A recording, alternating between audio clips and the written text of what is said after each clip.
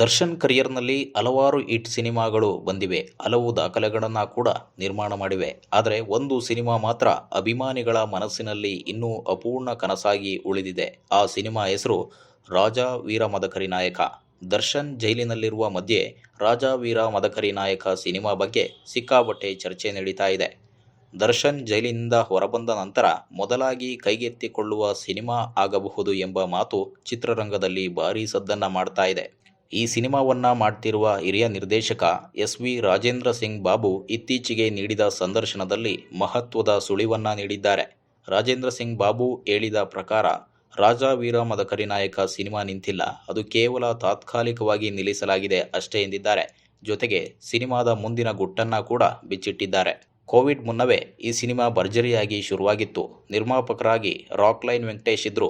3 ವರ್ಷಗಳ ಕಾಲ ಸ್ಕ್ರಿಪ್ಟ್ ಮೇಲೆ ಕೆಲಸವನ್ನ ಮಾಡಲಾಗಿತ್ತು. ಐತಿಹಾಸಿಕ ಮಾಹಿತಿಗಳನ್ನು ಅದಕ್ಕೆ ತಕ್ಕಂತೆ ಪಾತ್ರವಿನ್ಯಾಸವನ್ನ ಕೂಡ ಮಾಡಲಾಗಿತ್ತು. ದರ್ಶನ್ ಅವರಿಗೆ ತಕ್ಕಂತಹ ಲುಕ್ಕನ್ನು ಸಿದ್ಧಪಡಿಸಲಾಗಿತ್ತು. ಕಾಸ್ಟ್ಯೂಮ್, ಕತ್ತಿ, ಕುದುರೆ, ಯುದ್ಧ ಸನ್ನಿವೇಶ ಪ್ರತಿಯೊಂದನ್ನು ದೊಡ್ಡ ಮಟ್ಟದಲ್ಲಿ ಪ್ಲಾನನ್ನು ಮಾಡಲಾಗಿತ್ತು. ಸಂಗೊಳ್ಳಿ ರಾಯಣ್ಣ ನಂತರ Darshan historic cinema super hit ಆಗುತ್ತೆ ಎನ್ನುವ ಮಾತುಗಳು ಕೇಳಿಬಂದಿತ್ತು. ಕೇರಳದಲ್ಲಿ ಸುಮಾರು 10 ಕೋಟಿ ವೆಚ್ಚದಲ್ಲಿ ಅದ್ದೂರಿ ಸೆಟ್ ಅನ್ನ ನಿರ್ಮಿಸಲಾಗಿತ್ತು. 15 ದಿನಗಳ ಕಾಲ ಚಿತ್ರೀಕರಣವೂ ನಡೆದಿತ್ತು. ಆ ಸೆಟ್ನಲ್ಲಿ ಯುದ್ಧದ ದೃಶ್ಯಗಳು, ರಾಜ ದರ್ಬಾರ್ ಸನ್ನಿವೇಶಗಳು, ಭರ್ಜರಿ ಎಂಟ್ರಿ ಶಾಟ್ಗಳು ಚಿತ್ರೀಕರಣಗೊಂಡಿದ್ವು. ಡ್ರೆಸ್ ಮತ್ತು ಪ್ರಾಪರ್ಟಿಗಳು ಕೂಡ ಎಲ್ಲವೂ ರೆಡಿಯಾಗಿದ್ವು. ಆದರೆ ಅದೇ ಸಮಯದಲ್ಲಿ ಕೋವಿಡ್ ಮಹಾಮಾರಿ ಶಾಕ್ ಕೊಟ್ಟಿತ್ತು. ದೇಶವನ್ನೇ ಲಾಕ್ಡೌನ್ ಹಾಕಿ ಕಟ್ಟಿ ಹಾಕಿದ ಆ ಪರಿಸ್ಥಿತಿಯಲ್ಲಿ ಸಿನಿಮಾ ಚಿತ್ರೀಕರಣ ಸಂಪೂರ್ಣವಾಗಿ ನಿಂತು ಹೋಗಿತ್ತು. ಈ ನಡುವೆ ಕೆಲವು ಸಮುದಾಯ ಮತ್ತು ಸಂಘಟನೆಗಳಿಂದ ಆ ಪಾತ್ರವನ್ನ ಯಾರು ಮಾಡಬೇಕು ಎಂಬ ವಿಚಾರದಲ್ಲಿ ಸ್ವಲ್ಪ ವಿವಾದಗಳು ಕೂಡ ಹುಟ್ಟಿಕೊಂಡಿದ್ದವು. ಆದರೂ ಕೂಡ ಚಿತ್ರತಂಡ ಸಿನಿಮಾವನ್ನ ಮುಂದುವರಿಸಲು ಸಿದ್ಧವಾಗಿತ್ತು. ಆದರೆ ಪರಿಸ್ಥಿತಿ ಸರಿಯಾಗಿರಲಿಲ್ಲ. ಹೀಗಾಗಿ ಪ್ರಾಜೆಕ್ಟ್ ಅನ್ನ ತಾತ್ಕಾಲಿಕವಾಗಿ ನಿಲ್ಲಿಸಲಾಗಿತ್ತು. ಸ್ನೇಹಿತರೆ, ನಂತರ ದರ್ಶನ್ ಬೇರೆ ಸಿನಿಮಾಗಳ ಕಡೆ ಗಮನವನ್ನ ಹರಿಸಿದ್ರು. ಕಾಟೇರ ಸಿನಿಮಾಗೆ ಗ್ರೀನ್ ಸಿಗ್ನಲ್ ಕೊಟ್ಟರು. ನಂತರ ಅದು ಭಾರೀ ಯಶಸ್ಸನ್ನ ಕಂಡಿತ್ತು. ನಂತರ ಡೆವಿಲ್ ಪ್ರಾಜೆಕ್ಟ್ ಕೂಡ ಆರಂಭವಾಗಿತ್ತು. ಈ ಎಲ್ಲದರ ಮಧ್ಯೆ ರಾಜಾ ವೀರ ಮದಕರಿ ನಾಯಕ ಮತ್ತೆ ಆರಂಭವಾಗುತ್ತದೆಯೇ ಎಂಬ ಪ್ರಶ್ನೆ ಅಭಿಮಾನಿಗಳ ಮನಸ್ಸಿನಲ್ಲಿ ಈಗಲೂ ಕೂಡ ಕಾಡ್ತಾ ಇದೆ. ಈಗ ರಾಜೇಂದ್ರ ಸಿಂಗ್ ಬಾಬು ಹೇಳಿರುವ ಪ್ರಕಾರ ಸಿನಿಮಾ ಸ್ಟಾಪ್ ಆಗಿಲ್ಲ, ಅದು ಕೇವಲ ಸಮಯದ ನಿರೀಕ್ಷೆಯಲ್ಲಿದೆ ಎಂದಿದ್ದಾರೆ.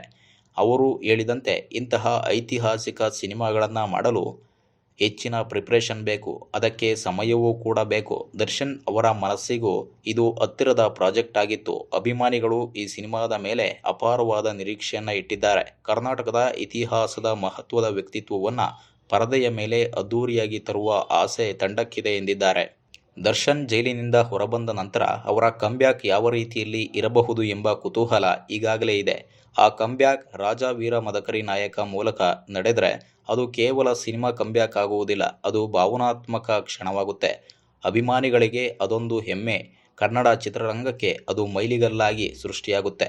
ಸ್ನೇಹಿತರೆ, ರಾಜೇಂದ್ರ ಸಿಂಗ್ ಬಾಬು ಮತ್ತೊಂದು ವಿಷಯವನ್ನ ಕೂಡ ಬಿಚ್ಚಿಟ್ಟಿದ್ದಾರೆ. ಅವರ ಪುತ್ರ ಆದಿತ್ಯ ಈ ಸಿನಿಮಾದಲ್ಲಿ ಅಸೋಸಿಯೇಟ್ ಡೈರೆಕ್ಟರ್ ಆಗಿ ಕೆಲಸವನ್ನ ಮಾಡಲು ನಿರ್ಧರಿಸಿದ್ದಾರೆ. ದರ್ಶನ್ ಮತ್ತು ಆದಿತ್ಯ ನಡುವೆ ಬಹಳ ವರ್ಷಗಳ ಸ್ನೇಹವಿದೆ. ಈ ಸ್ನೇಹ ಮತ್ತು ಪರಸ್ಪರ ವಿಶ್ವಾಸವೇ ಸಿನಿಮಾಕ್ಕೆ ಮತ್ತಷ್ಟು ಬಲ ನೀಡುತ್ತದೆ ಎಂಬ ವಿಶ್ವಾಸ ತಂಡಕ್ಕಿದೆ.